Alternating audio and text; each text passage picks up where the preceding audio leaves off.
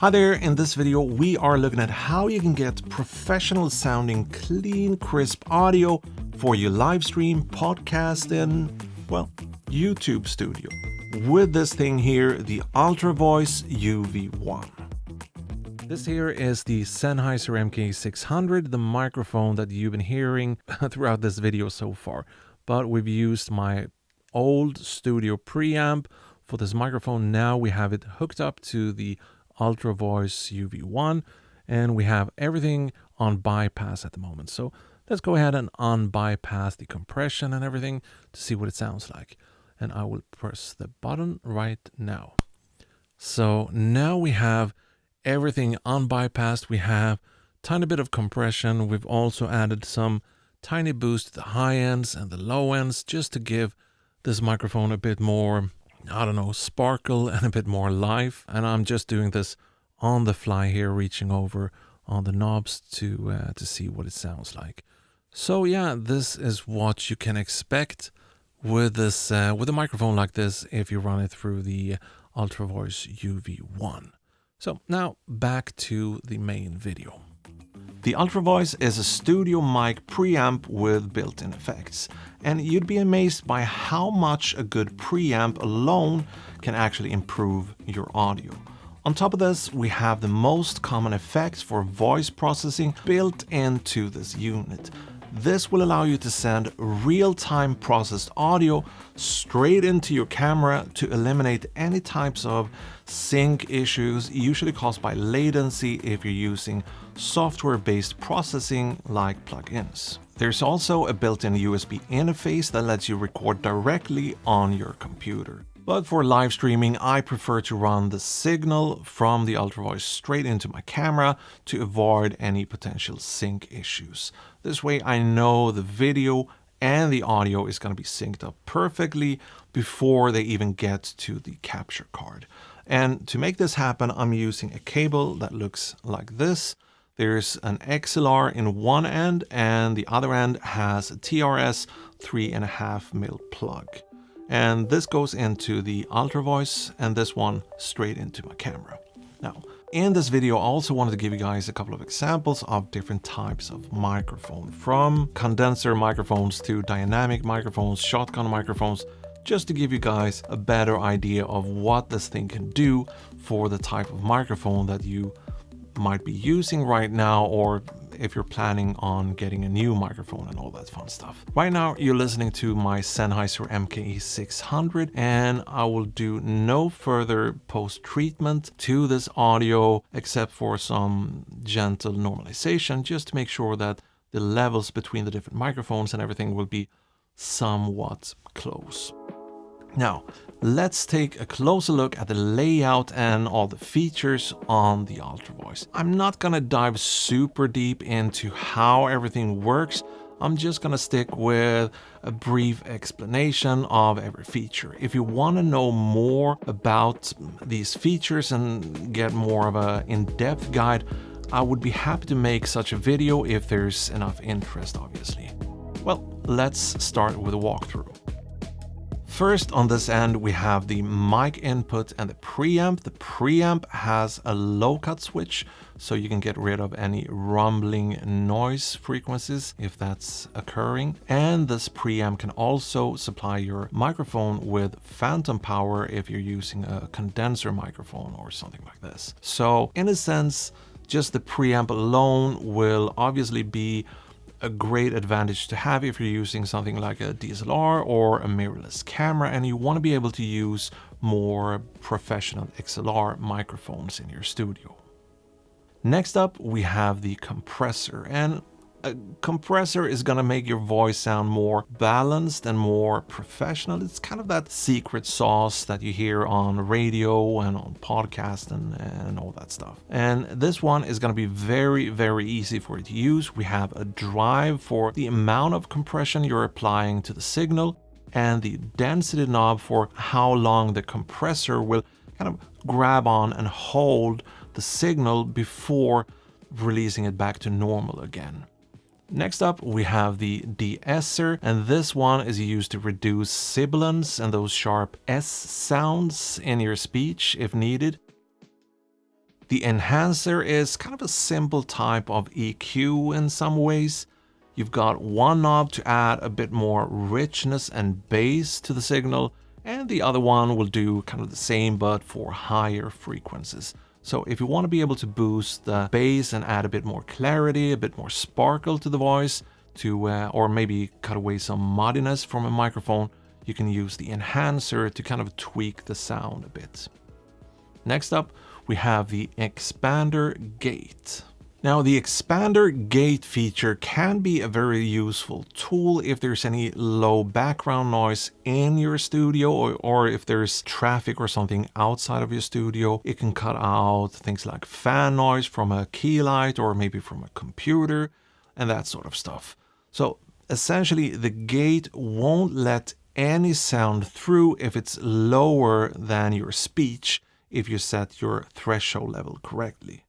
The ratio button here lets you adjust how fast the gate will open and close when you stop or start talking. So sometimes this can be a bit of a problem if you're dealing with someone that speaks very quiet, or if you set the threshold too high, it can sometimes cut out the beginning or the end of words or sentences.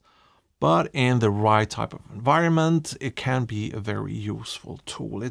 It won't replace a denoising feature, but it can definitely help you to cut out some of the noise that might occur between words or during silence and all that. Now, I won't be covering the audio interface in this video, but in short, it works like any type of USB audio interface. If you plug it into your computer with the included cable, you can go ahead and record directly from the Ultravoice on your computer. It will show up as a regular audio input, and you can also listen back to what's been played on your computer through the headphone jack on the Ultravoice. So that alone is a nice little neat feature to have on this Ultravoice. Okay, now we're listening to the Shure Beta 58, which is a dynamic microphone similar to the very popular Shure SM7b, which I know is a very, very popular microphone among YouTubers, content creators, podcasters, what have you. Sadly, I don't have that microphone in my collection, so this will have to be my kind of SM7b stand-in, if you may. And this is what it sounds like going through the microphone preamp here. I've got all the effects on bypass at the moment, but let's turn them on. And now you're listening to the Beta 58 with a tiny bit of compression. I've also added a tiny bit of low end and boosted the high frequencies. Maybe I've boosted them a bit too much. We can maybe roll. Okay, here's nothing. Now we'll increase the high end a bit, and this sounds very, very, very clear. So let's dial it back again. So yeah, this is pretty much what the Ultravoice can do for a dynamic microphone like the Shure SM7b or the Beta 58 in this case. Now let's move along to something bigger. Okay, now we got something bigger in front of us here. This is the Rode NT2A. It's a large diaphragm condenser microphone. So this microphone will require phantom power, unlike the Beta 58 that we listened to before. Now, this is a great microphone for things like voiceover work and that kind of stuff. I wouldn't necessarily recommend a microphone like this for a podcast or live stream. They can be a bit finicky. They tend to pick up everything going on in the room and sometimes even outside of the room or your studio. But right now we have all the compression and everything on bypass. So let's go ahead and turn those on so we can hear the difference. Okay, and now I'm back on the same mark here, and we're listening to the Rode NT2A with a tiny bit of compression. I've also added a tiny bit of high end and boosted the low end just a tiny bit to get a bit more dramatic difference here between the two examples. But this is what it sounds like if you want to do things like voiceover work and that kind of stuff. And we can, if we drop, well, we can keep the high end boost like this, and we can bring up the low end like this even more. And now we get this almost proximity effect on the microphone. And yeah, I hope you can hear the difference between bypass and with these effects. So yeah, that's pretty much it. Let's jump back to the video. And we're back on the Sennheiser MKE600. And as you can see, I have the Ultravoice here. So you're listening to the Sennheiser through my old studio preamp that don't have any of these effects or anything. The Ultravoice is obviously a game changer for any type of studio creator or any person doing any type of voiceover work and that kind of stuff. It will save you a bunch of time in post, having a finished or at least near finished voice recording already synced up with your video. So the time-saving aspect along with audio consistency to make my video sound the same back to back and all that. And obviously to be able to have very good live audio if I'm doing things like live streaming is the main reasons why I decided to invest in this gadget, which by the way isn't that big of an investment in my opinion. Right now at the time of this video you can pick one of these up on Amazon for about $200, and I will leave a link down below for you if you want to be able to check it out for yourself and look at the reviews and that kind of stuff. Now, before I let you go, I just wanted to remind you that if you're interested and you want to see a more in-depth, a more technical video based around the UV1 and how you work with the different effects and all that, then please let me know in the comment section and what types of things you think I should highlight in that video. That's gonna be it. Thank you for watching. Keep your eyes open for any live streams on this channel coming out in a couple of days or so. I will start playing around a bit more with live streams here shortly, so yeah, keep your eyes open for that. But until then, thank you for watching. I'll see you in the next one. Okay, bye.